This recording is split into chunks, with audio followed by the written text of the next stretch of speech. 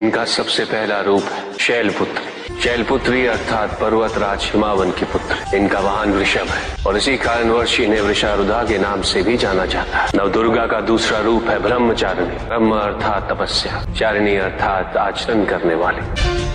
ये रूप उस ज्ञान व आचरण का प्रतीक है इसके माध्यम से इन्होंने मुझे अपने पति के रूप में प्राप्त किया। नवदुर्गा का तीसरा रूप है चंद्रघंटा। मस्तक पे घंटे के आकार में आधा चंद्र। ये रूप अत्यंत शांतिदायक कल्याणकारी है। विभिन्न प्रकार के अस्त्र और शस्त्र इनकी 8 भुजाओं में सुसज्जित है। इनका तीसरा नेत्र सदैव खुला रहता है। चंद्रघंटा का वाहन सिंह है। ये युद्ध करने हेतु सदैव तत्पर रहती है। इनकी आराधना करने से निर्भीकता और वीरता के साथ ही सौम्यता और विनम्रता का विकास निश्चित है। ये जो मृत्यु देती है वो सुख कारक और निर्भय अवस्था में होती है। इनकी मंद मंद हंसी से संसार का जन्म संभव होता है। यह है नवदुर्गा का चौथा रूप जिसे कुष्मांडा के नाम से जाना जाता है। अष्टभुजा, शस्त्रधारिणी, व्याघ्रवाहिनी, हिरण्यवर्णा।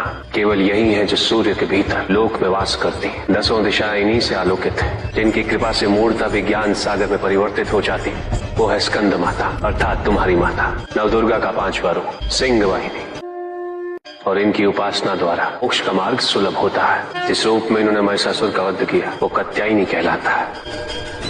इनकी आराधना करने से अर्थ, धर्म, काम और मोक्ष फलों की प्राप्ति होती है। श्याम रंग, खुले केश, एक हाथ में लोहे का कांटा और एक में खड़ग, जिनका आशीष शुभों का कर्ता और कारक है। ये रूप काल रात्रि रूप कहलाता है। ये अंधकार का विनाश करते हैं। इनकी आराधना करने से असुरी शक्तियां भी भयभीत हो जाती हैं। श्वेत वर्ण, श्वेत वस्त्रों से सुसज्जित, चतुर्भुज, त्रिशूलधारी, तालवाद्य धारण करने वाली ये इस रूप में अपने उपासकों को अभयदान देती। ये इनका महागौरी रूप है। माँ दुर्गा का 9वां रूप सिद्धदात्री कहलाता है। प्रकम में अश्वित्व, अशित्व, ये 8 सिद्धियां केवल इन्हीं की कृपा से प्राप्त हो सकती। मेरा अर्धनारीश्वर रूप इनके सिद्धदात्री रूप की ही देन है।